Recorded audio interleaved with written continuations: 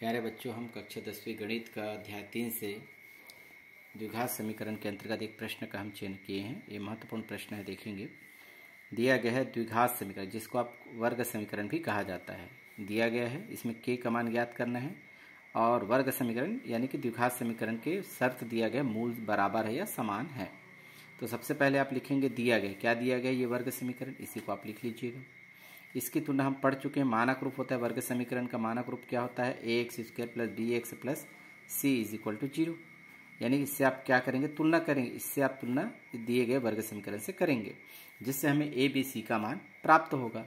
तो कैसे जानेंगे, एक्स स्क्वायर का गुणांक ए होता है। जैसे देखें, एक्स स्क्वायर का गुणांक क्या है, ए, एक्स का गुणांक क्या है, बी। तो ये एक्स स्क्वायर का गुणांक ए का मान कहलाएगा और एक्स का गुणांक बी का मान होगा और बचे हुए जो अचर पद होगा वो सी का मान होगा। तो यहाँ पर आप देखेंगे एक्स स्क्वायर का गुणांक क्या है, 9 है ना। और एक्स का गुणांक, जैसे यहाँ पर एक्स का गुणांक बी कहलाएगा, तो एक्स का गुणांक ये दोनों होगा 3k और अचर पद क्या है, यहाँ पर 4 है। तो इस तरह से हम तीनों मान हमें प्राप्त हो रहे थे। ए का मान होगा है ना 9, बी का मान क्या होगा 3k और सी का मान होगा 4। इस तरह से ए बी सी के मान आ गए। अब आपको लिखना है शर्त क्या दिया गया है, वर्ग समीकरण के मूल समान है। तो लिखेंगे वर्ग समीकरण के मूल समान है या बराबर है। तो हम जानते हैं ऐसी स्थिति में विभेदक का मान, जिसे विविक्त कर भी कहा जाता है, डिस्क्रिमिनेंट, तो डी बराबर क्या होगा, 0 होगा। इसी स्थिति में विभेदक का मान क्या होता है, 0 होता है, यानी मूल बराबर होता है इस शर्त के तहत।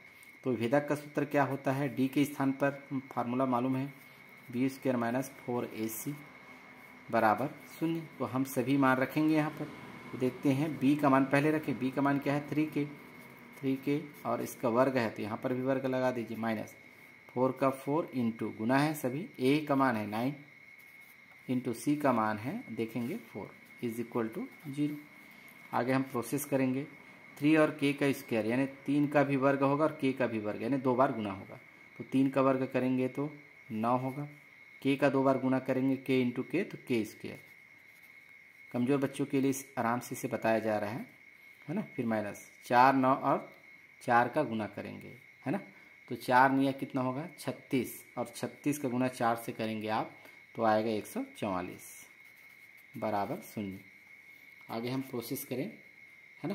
के का मान ज्ञात करने के लिए, है ना, -144 यानी 144 का पक्षांतर करेंगे। तो 9k स्क्वायर बराबर, ये प्लस में चला जाएगा 144।